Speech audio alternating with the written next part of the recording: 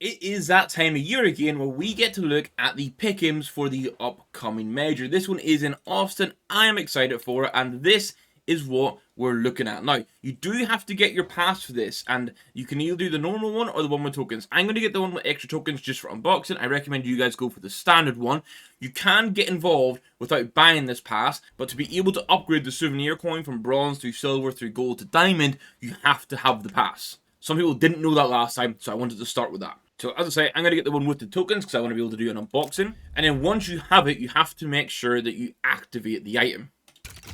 So we're going to activate it and boom, we now have our coin which we can work towards upgrading. Now, I'm just going to say straight away, the bronze coin actually looks pretty good. All the coins do look good here. And I have been a little bit of a gold coin merchant. You can see the 4 majors I've taken part in so far, Rio, Paris, Copenhagen and Shanghai. I got gold in all of them, just an upset along the way ruined me. But you can see the breakdown of the pick'em challenge below, and this leads me into my first sort of topic point. Because this is going to be the hardest major ever to get diamond coin, at least in recent time, because of 3 main reasons. Firstly, it's because we have this same format that we have from Shanghai. If you weren't aware, in the past, all you had to do was pick one team to advance 3-0 and one team to go 0-3, and then you could put more teams into the advancement stage. I think it was 7, and it was much easier with that to advance. Whereas now we have to get 2 3-0s, 2 0-3s, and then we have to choose who goes 3-1 and 3-2, and that makes it significantly harder to progress, as we found in Shanghai. The other element is we have MR12 best of ones, and that's for any stage it's not advancement or elimination, and even the pros are complaining about it at that point. It's such an unknown quantity, and upsets can happen. And then on top of that, this is technically an extra stage that we haven't had before, so like normally it would have been this stage, into this stage, into playoffs.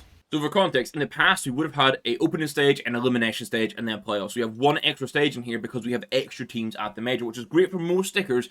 But it means this stage 1 is essentially equivalent of what we would have had with the final stage of the RMRs, which means we're going to have chaos. And before I actually start getting into the picks, there's 2 things I just want to note for teams. Good old complexity over here might not be able to play with Halzork or Opera, so that is a little bit of an issue there. If they had Halzork, I would have been confident in a 3-0 pick. Without him there, I don't know if that's possible. And the thing that I don't think is going to change now, but Legacy took Bestia's position due to some Chaos visa issues, which has been handled quite poorly. But it means they've been at Dallas. They have, as far as I'm aware, been boot camping or at least playing in America, and they knew there was a chance they could get the slot, so they might be ready to go. Now, it's worth mentioning, at this point in the past, I used to use a site called majors.im. I'll link it down below if you need it, but it's very easy to find. And what you can do with this is you can fully predict who you think is going to win matches, and you can see there that it impacts the bracket through. So you can kind of get an idea of 3-0, 0-3, stuff like that. In the past, I tried to predict this perfectly, and I based my pick'ems from that, but the issue, as I've just detailed, is there's so much room for upsets that even, like, say, if Heroic were to get beat by Chinga's Warriors in the first game or something, everything then goes sideways. But if you want to get an idea, at least, even during the stage, if you want to follow and see who can potentially match up, this site's kind of cool. Right, so what you guys are actually here for, what do you want to see? I'm going to start with my 3-0 picks. My first one, which I think you're going to see commonly, is Heroic. I think Heroic are coming into this alongside with Complexity, and yeah, really alongside Complexity as being one of these higher tier teams that could have potentially found themselves in Stage 2 if things had went their way.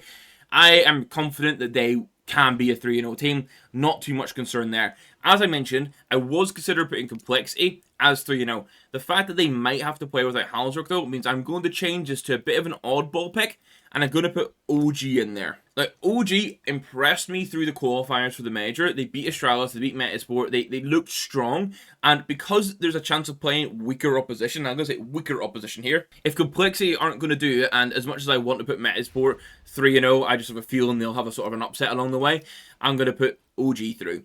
On my 0-3, honestly, this is the hardest I think it's ever been. Opening stage and elimination stage are normally good to get one of these right, because there's a weaker team. I'd say here, there's probably like 4 to 5 teams that on any other day could beat each other. Like, that's Wildcard, NRG, be it, I'm not saying this name because I always pronounce it incorrectly, Chinga's Warriors, and even like maybe Lin Vision and Legacy. Like, all these teams could just like, in a best of 1, beat each other on any given day. What I'm going to do is, I'm going to put both NRG and the Chinga's Warriors in at 0-3. Now, there is a small chance these guys can play each other in the elimination match. If that happens, then it's a silver lining, because ultimately, like, the the minimum scenario you want to be able to progress through stage 1, stage 2, and stage 3 is you need to get one 3-0 pick, you need to get one 0-3 pick, and that gets you to the 2 of 5 that you need, and then you want to get 3 of these 6 through. But what is interesting, so to start this off, I am going to put Metasport through. I think Metasport will advance. Again, they've looked good. I think they've got Hampus on there, so I think that experience with Hampus, you've got Isaac in there as well, who's been to the grand final of a major, Plopsky, who had many years playing at high level. I think they've got the experience for it, but say, for example, they were to go, say them and OG swapped. I would then not get the 3-0 advance for Metasport because I had them down here, and the same for OG. So that's where this new system is much harder because you have to put 2 teams in that slot. The other team I'm going to put through straight away is Betboom. I look at them and I think the average talent on that squad, at least their ceiling potential, is very good. They got Boomich there as the IGL with some strong talents around them. I don't know how far a run they can make overall at the Major, but I think it's fair to say they should be getting through stage 1. As I mentioned, Complexity were my 3-0 pick initially. Halzar concerns means I am going to have to put them into the 3-1, 3-2 bracket just because I can't guarantee that they'll be able to make that run with a stand-in, even if the stand-in is solid. And then we have a lot of Brazilian teams in here. We have Fluxo, we've got Imperial, and we've got Legacy. I slept on the Brazilian teams a little bit at the last Major, and honestly, that's what hurt me in one of the stages. I'm not going to go and put all 3 through. I'm not going to completely flip the script, but having a look at recent form and potential, Fluxo are going to become my surprise pick. I think they're the team that, maybe they're not a surprise for some others, but I think others would look at them initially just on the brand name, the brand value, and just say, I don't see them going through. I think Fluxo will have a chance. The other one is Beat. I think Beat have, well, one of all, they finally beat the curse of failing to make the Major at like the final stage, which happened to them a couple of times. Now that that's passed, I think the project's interesting. They've got Hedrick and they've got Nipple on there. I think those are 2 good players. There's a good team around them. I think this is where they'll come in and show that they are like this, ready to progress through tier 2 and go one higher and at least make it into stage 2. And then honestly, the last slot is a hard one for me to assign. Wildcard, I don't think they have it in them to make a similar run that they made at Shanghai Major. There's no going to be articles about Amaranth's team qualifying. Lin Vision are just a team that I never have much sort of trust in.